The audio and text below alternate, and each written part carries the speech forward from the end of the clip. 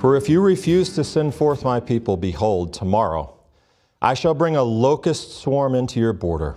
It will cover the surface of the earth so that one will not be able to see the earth, and it will consume the remaining residue that was left to you by the hail, and it will consume all the trees that grow for you from the field. They will fill your houses, the houses of all your servants, and the houses of all Egypt, such as your fathers and your grandfathers have not seen from the day they came onto the earth until this day. And he turned and left Pharaoh's presence. 2 broods of screaming cicadas will emerge this year for the first time in 221 years. You can't make this stuff up. Screaming flying cicadas will make an appearance, coming back in a once-in-a-lifetime event. This is today's news. Did you hear what I just read you? Cicadas and locusts are not the same thing. But it's incredible to read this as we're reading Parsha Bo about this locust plague. For the first time since the Louisiana Purchase in 1803, 19 and 13, X1X, X111, will come out of the ground simultaneously after more than a decade of eating to transform into adults. Brood 13, last seen in 2007. Brood 19, which was last seen in 2011, that's your brood. That one's coming to Alabama, Arkansas, Georgia, Kentucky, Louisiana, Missouri. And guess what? Shalomies in Indiana and Illinois, you get to see both broods come about. Isn't the Torah cycle amazing? We're studying this, and I'm reading this news article about this plague of cicadas hasn't been around for 221 years. Anyway, that's not what I want to talk about. Last week we started with we talked about some questions. Big question, what was the purpose of the Exodus, the plagues, the whole ordeal? And thankfully, I was so proud to be your rabbi. You got the answers right. We talked about them. What was part 1? Talked about that. Why Pharaoh's heart was hardened by God, especially in the 6th plague of boils. And if you don't know what I'm talking about, you need to listen to Pharaoh's hard heart from last week. But the first reason for the Exodus and the way it was done, you remember what it was? So that you will know that I am the Lord. Thank you. Thank you, Roger. Let me remind you just how important that first part was to God in 10 different experiences. Exodus 6, I'll take you as my own people, I'll be your God, then you will know that I am the Lord. Exodus 7, and the Egyptians will know that I'm the Lord when I stretch out my hand against Egypt and bring Israel out. Exodus 7 again, this is what the Lord says, by this you will know that I am the Lord, with the staff in my hand the water will turn to blood. Exodus 8, then he said, tomorrow may it be according to your word, and on that day, you may know there is none like the Lord our God. Again, Exodus 8, I will set apart the land of Goshen, that you may know that I am the Lord in the midst of the earth. Exodus 9, for this time I will send all my plagues on you, yourself and your servants, that you may know that there is none like me in all the earth. Exodus 9 again, Moses said to him, as soon as I have gone out of the city, I will spread out my hands to the Lord, the thunder will cease, and there will be no more hail, so that you may know that the earth is the Lord's. That's a little bit of a twist. That's actually a full-on frontal attack on the gods of Egypt. A subcategory, still knowing, it's part of knowing that I am God, but a bit more particular, because I'm not just God, I'm the God. Adon Olam, like over all of your false gods. The earth is mine, and you will know that. He goes on in Exodus 10, that you may know that I am the Lord. He's saying this to Israel. You may tell in the hearing of your son and your grandson how I've dealt harshly with the Egyptians and what signs I've done, that you may know that I am the Lord. Exodus 14, I'll harden Pharaoh's heart, and the Egyptians will know that I am the Lord. Exodus 14 again, the Egyptians will know that I am the Lord when I gain glory through Pharaoh, his chariots, and his horsemen. There are others, there are many others, but that is a lot of knowing, is it not? Because that's important. And I mentioned to you last week, Parsha Vayera covered 7 of the plagues. We talked extensively about them and what was happening with Pharaoh's hard, strong, stubborn heart, and the fact that God even chazaked it one time. Remember that word? Chazak. We need to make it a verb. Chazaked it. It's sort of like I rocked it, but I chazaked it. To make strong is that word. Now, the division of those 7 plagues and these 3 this week that we're going to get is not arbitrary. There's a significant shift that we're going to see. We are in Parsha Bo. It starts in Exodus 10. And we pick up the last 3 plagues: locusts, darkness, and death of the firstborn. Big ones. I want you to notice a little shift because we talked a lot last week about chazak and strengthening his heart and all these other things, but there was another word. Exodus 10 says, Vayomer Adonai Moshe, and God spoke to Moses, saying, Bo el Paro. Go to Pharaoh. Come to Pharaoh, actually. For I have hichbadti et libo. I have hardened his heart. And his servants, by the way. Come to Pharaoh, for I have done this. In other words, I have dug Pharaoh's heart in. But I talked to you a lot about the purpose of God chazaking his heart. This is a different word. Hichbadti. You remember the other word I told you last week? Kabed. This is from kabed. This means something different than God just made him strong so he could endure it. God dug his heart in. I have made his heart not just strong, not just able to endure, but supernaturally stubborn. God did this. Hichbadti. I have hardened it. In other words, it would seem at this point that Pharaoh was lost, beyond the point of return, right? All decisions had been made by him, and now there would be these supreme consequences, and God gets very personal at this point. And the locust plague comes. I want to show you just how personal this is to Pharaoh. Of course, it affected everyone, but it's important that we need to connect this back to something that occurred. You remember the hail plague. Let me refresh your memory. Moses said to him, this is plague 7. As soon as I go out of the city, I will spread out my hands to the Lord. The thunder will cease, and there will no longer be hail, so that you may know that the earth is the Lord's. But as for you and your servants, Moses said, I know that you do not yet fear God. The Torah continues. Now the flax and the barley were ruined, for the barley was in the ear and the flax was in the bud. But the wheat and the spelt were not ruined, for they ripen late. How did Moses know that Pharaoh does not yet fear God? Why didn't Pharaoh yet fear God? The Torah gives us this little hint right here. Some food had been destroyed. But you can imagine Pharaoh gathering his little team around him and saying, Supreme God, he ruined the barley and the flax. The wheat and spelt are still coming. We're going to have plenty of food. This God, And then the locusts bring total death. Why? Every plant, all the fruit that the hail had left, nothing green. The food is gone. Famine. That's why Pharaoh describes this plague as death. He says, Moses, please remove this death from me. His job was to protect his people. And God says, you think you are okay? These little bugs are going to take you out. And all the food is gone.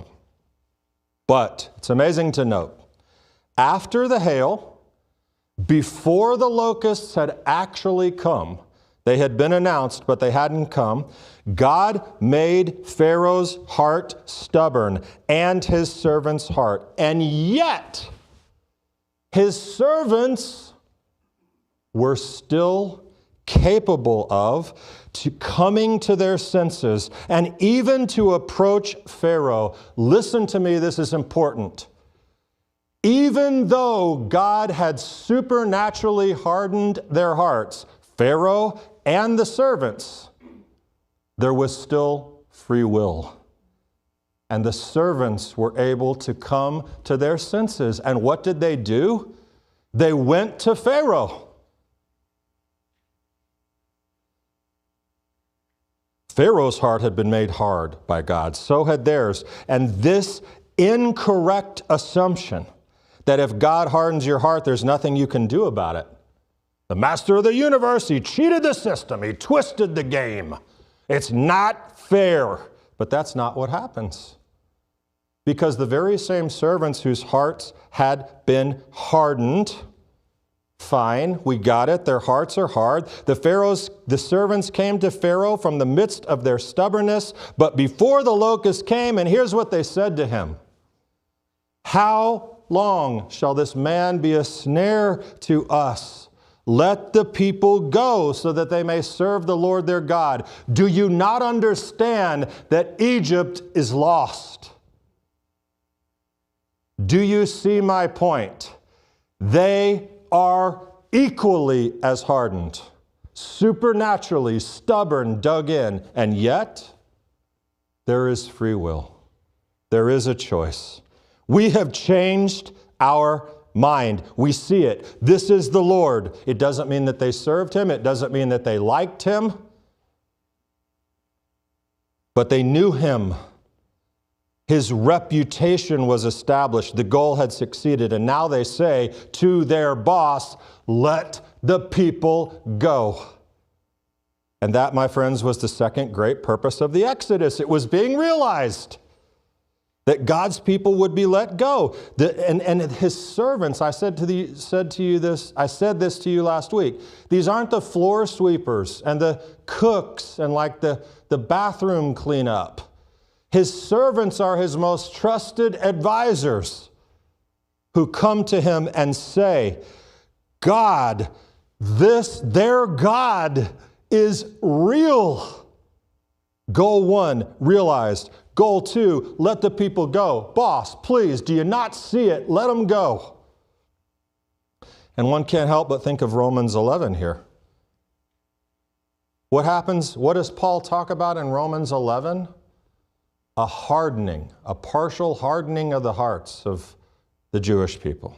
For I don't want you, brothers and sisters, to be uninformed of this mystery, so that you will not be wise in your own estimation, that a partial hardening has happened to Israel until the fullness of the Gentiles has come in. And so all Israel will be saved, just as it is written. Thus, God hardens what he will harden for a purpose. And within it, there still remains the option and opportunity.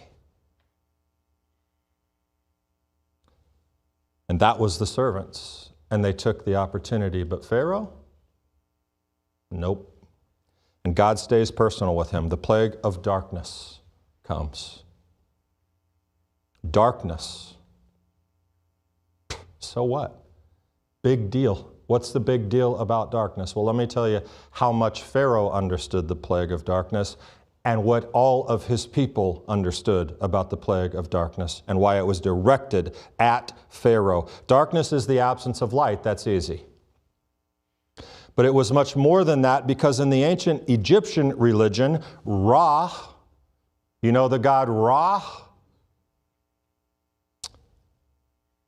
He was indeed one of the most powerful and significant gods, primarily known as the god of the sun and creation, often considered the king of the gods.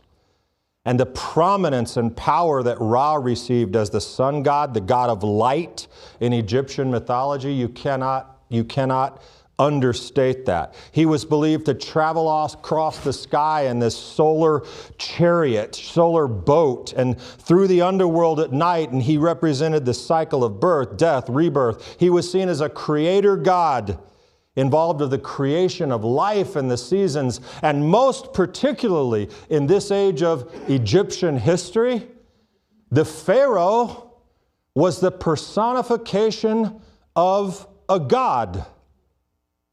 Do you know which god in this particular history period of Egypt? Ra. So,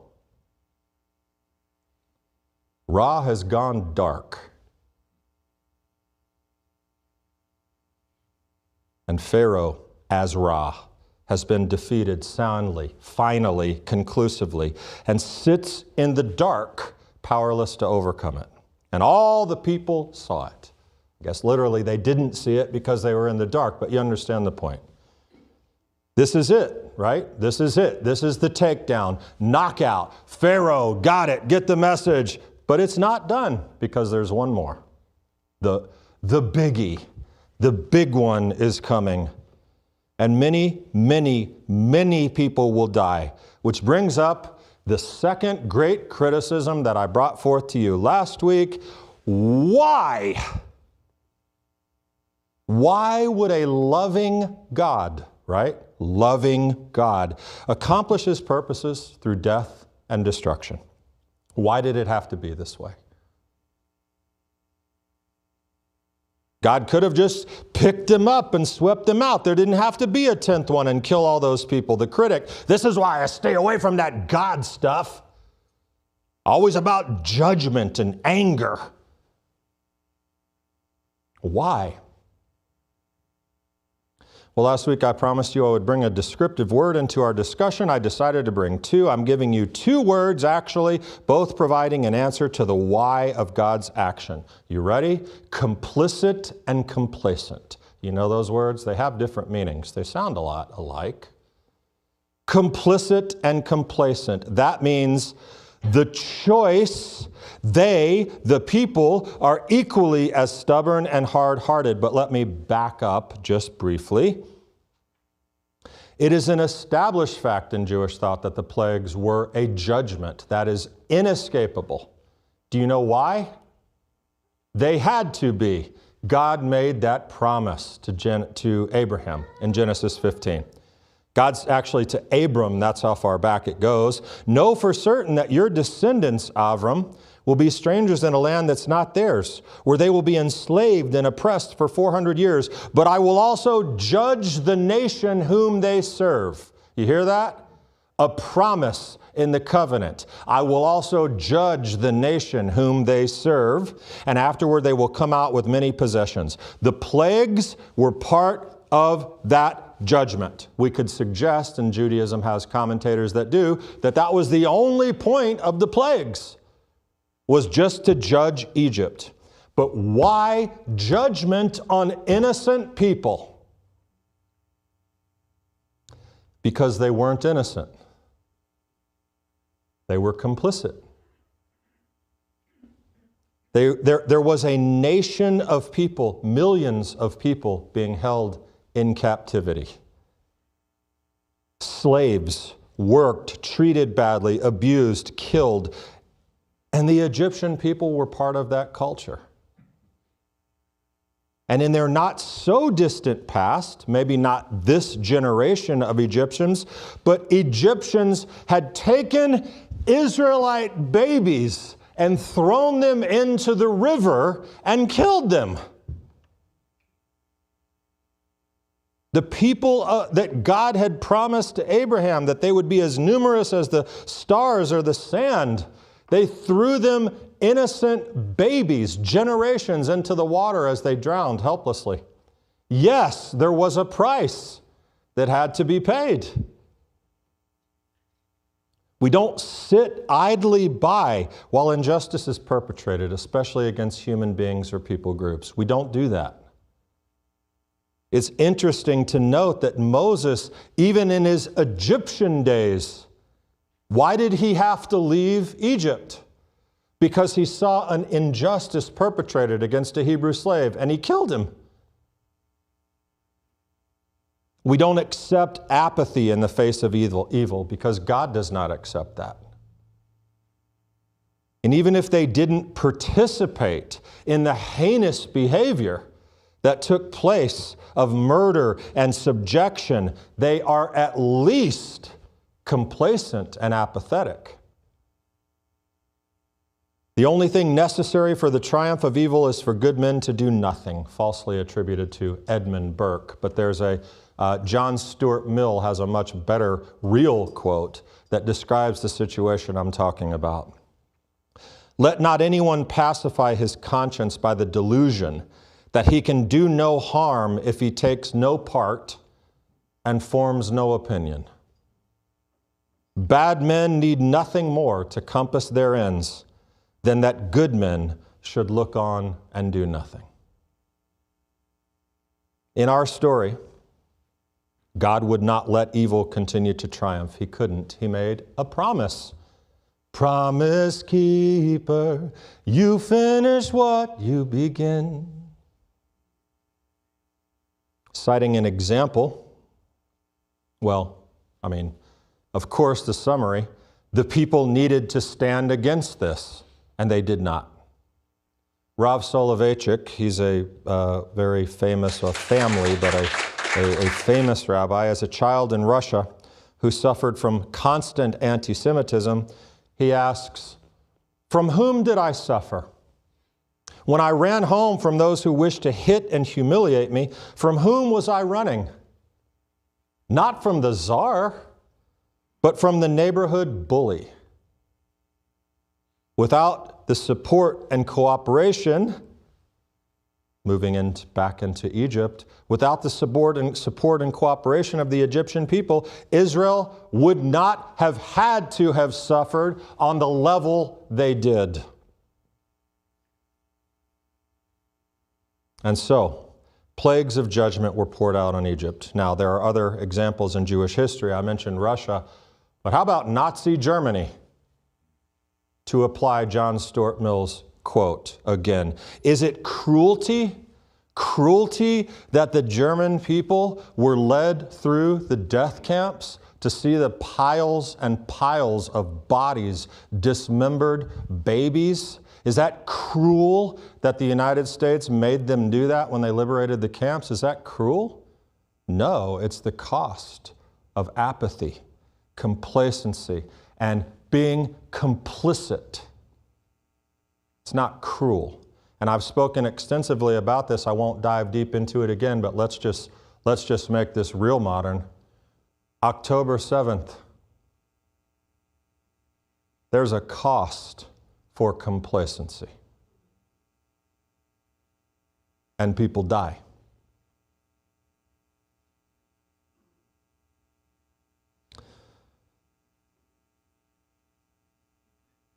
Bad men need nothing more to compass their ends than that good men should look on and do nothing. But as I mentioned, there were two parts to the judgment. One, the past. The first 9 plagues, I might say, fell into this category of retribution for the past, part 1 of the judgment. But I want to explain to you there was a way out. After all God had shown to Pharaoh, to the magicians, to the servants, and to the people, to remain defiant to God one more time would carry a very, very high cost.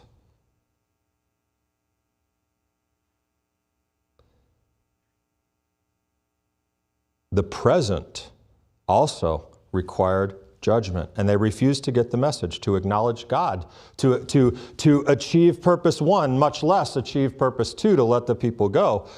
Remember, I open this with all the places that God said, "So Egypt will know that I am God." And so God, true to His word, has made Himself incredibly known. Has He not? And the Lord over all natural phenomena, weather, sun, pharaohs, and some had acknowledged this. Within Egypt, some had acknowledged this. And now by this 10th plague, the worst of the worst, but I want you to listen to the presentation of the 10th plague. Now the Lord said to Moses, "One more plague I will bring on Pharaoh and on Egypt. After that, he will let you go from here. When he lets you go, he will assuredly drive you out from here completely." Listen carefully. "Speak now that the people hear. that each man is to ask of his neighbor and each woman of her neighbor articles of silver and articles of gold. That's a part of the Abrahamic covenant as well, that they would be sent out with possessions. But the Lord gave the people favor in the sight of the Egyptians. Furthermore, the man Moses himself was greatly esteemed in the land of Egypt, both in the sight of Pharaoh's servants and in the sight of the people. Speak now so that the people hear. What people? Israel, of course, right? They needed to follow the instructions. They needed to know what to do. But I want you to listen to this. Speak now so that the people hear. Of course, Israel, but they were talking to their neighbors. They were talking to their neighbors. There's something so big and so bad that's coming. Please give us the silver. They're like, okay, take it. Why? There's something really bad coming. Like, put blood on the door. You can be saved. Our God is a God of mercy. Remember what I taught you last week? God creates the cure before the wound. There was still an out. Having been through the judgment of the past, dead livestock now, boils, locusts, darkness, nothing compared to what was coming. There was a cure, mercy, escape from judgment, a covering. This took me to a strange place. You remember in Acts 2 when Shavuot happened and they were all amazed by what God had done, that everyone was speaking in different voices and they understood. And then Peter says to them, I'm telling you, this man you crucified, this was Yeshua. He was Lord and Master is what it's, Lord and Messiah. And what did they say? What must we do to be saved? The cure before the wound. They understood. Brothers, what shall we do? They recognized, they humbled themselves, accepted the sovereignty of God and the gift of mercy. And listen, one might argue, that argument is bogus. Blood on the door, by the way, let's take a quick notice. Have you seen these flowers? What is that? Beautiful blood on the door and the angel of death passing over. Anyway, one might argue, the Egyptians couldn't put blood on the door. That was only for Israel. Well, I don't know. But let me explain to you that Egyptians, had they done that, it makes a particularly profound statement because in Egypt, the blood of a lamb was considered a deity in Egyptian culture. This had extremely symbolic importance for an Egyptian. To slaughter a lamb and put its blood on the door is basically saying, I give in, I acknowledge you, save me. But even if that couldn't happen, they could have come indoors with an Israelite.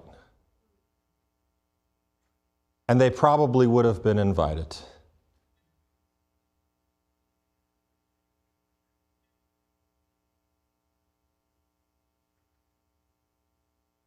I mean, we think later about the blood of Yeshua as a seal. It's not only for Israel. God is the God who saves and redeems and restores the world. So anyway, let me wrap up here. In Egypt, the people who refused the offer suffered the consequence and the judgment of God because, as I said in last week's message, what we're dealing with here is a culture of complicity and conceit. And you know what? That concept is alive and well in our world today. More and more, actually, every day. Cultures of conceit, which deny the existence and the power of the Creator of the universe. It's dangerous. But let me say, our story has nothing to do with God's fairness. I've demonstrated in multiple ways how God gave everyone involved in this story chances, everyone, from the top down. And here's how the plagues end. Actually, there's much more to the story as we approach the sea, and there's many, many things that commentary and tradition teaches about these that I haven't even begun to touch. But this is how the plagues end. Egypt pressed the people strongly to send them out quickly from the land, for they said, "We are all dead." They pressed the people of Israel strongly. Can you guess how that word connects the dots? V'techezak Mitzrayim al ha'am. V'techezak, with strength. They pushed them out, but only when it was too late. Really, it's a story of triumph, of course, for God, for Israel. We celebrate it every year. We celebrate it every day, actually, in the prayers, and especially on Shabbat in the liturgy. And it's a tragedy for Egypt that in some way could have been minimized, not prevented, but minimized. But my friends, that is not God's fault. And it's not about fairness or a mean God. It's about the people who refuse to acknowledge and serve Him. So may we never be accused of complicity, complacency, or especially, worst of all, conceit. May God make our hearts strong, not to endure trouble, but to strengthen our faith and our service and our knowledge that in the words we're about to say as we conclude the Shabbat service and the Elenu, Hu Eloheinu, Ein Od. He is our God. There is none other. Chazak, chazak, v'nit chazek. Be strong, and may we be strengthened. Shabbat Shalom. Thank you for connecting with Shalom Macon. If you would like a deeper connection, please visit us at shalommacon.org. And if your connection with Shalom Macon has been meaningful and enriched your life, please consider partnering with us to accomplish greater things for the kingdom. Visit shalommacon.org/give to make either a one-time contribution or set up recurring giving. And thank you for being a builder, not a bystander.